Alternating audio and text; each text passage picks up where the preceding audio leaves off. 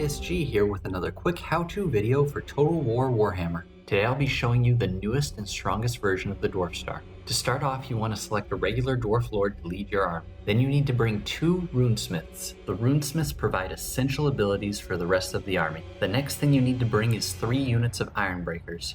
This completes the first half of the army you'll be using on the battlefield. When combined with the second half of the army, it becomes a nearly unbeatable strategy unless you're prepared to counter it. Now for the second half of the army, you're going to be bringing 6 gyrocopters with brimstone guns. These gyrocopters, when used correctly, will make it impossible for the enemy to defeat your Dwarf Star. You still have 100 points left over, so give 2 of your gyrocopters a single rank. Next, I'll be showing you how to deploy and use every single piece of this army to its fullest effect. We start deployment by building our Dwarf Star. Start by selecting your 3 Ironbreakers and placing them in a line. Then select 1 Ironbreaker from each end and place them on the rear corner of the center one. Then increase the rank of the now forward Ironbreaker unit with Control plus up arrow and move it back so it covers the entire front of the other 2 Ironbreakers. Now select your Dwarf Lord and your 2 Runesmiths and place them in the dead center of the Dwarf Star. Finally, select all the units and lock them into a group formation with Control plus G. Now place your Dwarf Star somewhere the enemy will not be able to target it with artillery at the beginning of the battle. Before your Dwarf Star can emerge, you're depending on your gyrocopters to take out all enemy artillery. The quickest way I've found to destroy enemy units is to place the gyrocopters into a full circle. In this type of formation, even giants can be brought down in a few seconds to their guns. You want to place your gyrocopters into a group formation with G. Also, you're going to notice something very interesting when you combine the circle of gyrocopters with the Dwarf Star. The best way to move the gyrocopters around is to use Alt plus left click and drag. This will allow you to easily and accurately place the gyrocopters you have selected anywhere you want. The gyrocopters easily take out threats once they have them surrounded. Before your Dwarf Star can emerge, you need to kill things like artillery, ranged units, and giant monstrous creatures. Once those threats are eliminated, the enemy will not have the capability of taking out your Dwarf Star, especially if you still have gyrocopters still alive. Artillery and ranged units are easily wiped out by the gyrocopters in a single volley. If you need to, send a gyrocopter to chase down a fleeing enemy unit until it leaves the battlefield. Another trick to break artillery very quickly is to use Alt plus left click and drag to place your gyrocopters directly over the crewmen of an artillery unit. Then, drop gyro bombs and slightly move the gyrocopter so it completely saturates the unit with bombs. This will cause them to break or nearly break every single time. Next, we're going to watch a video from last weekend's ESL tournament to see this army be used properly. Please enjoy.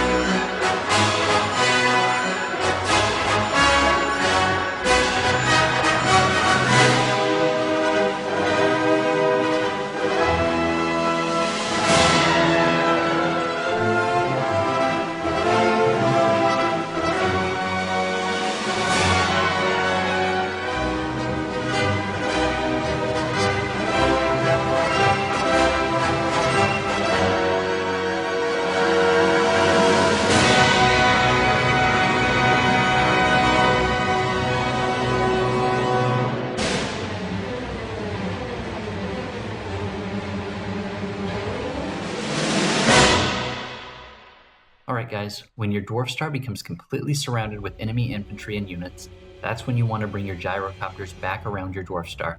When your gyrocopters are behind enemy units, it gives them a huge morale penalty and treats them as if they're being shot with artillery in the back. Within a few seconds of being pinned between your unkillable Dwarf Star and your gyrocopters shooting them in the back, enemy units will quickly start to dissolve.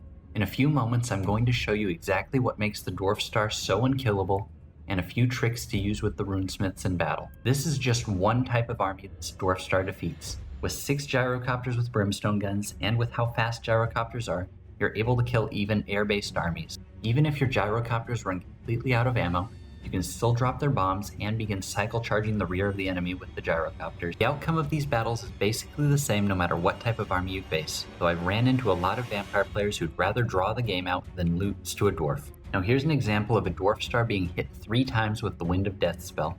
You need to look out for the Wind of Death when you're fighting vampires. As long as you counter each Wind of Death with a Rune of Negation from your runesmith, an overcasted Wind of Death will only deal about 20% of your unit's health. And a regular Wind of Death while you have Rune of Negation up won't even deal 5% of your unit's health.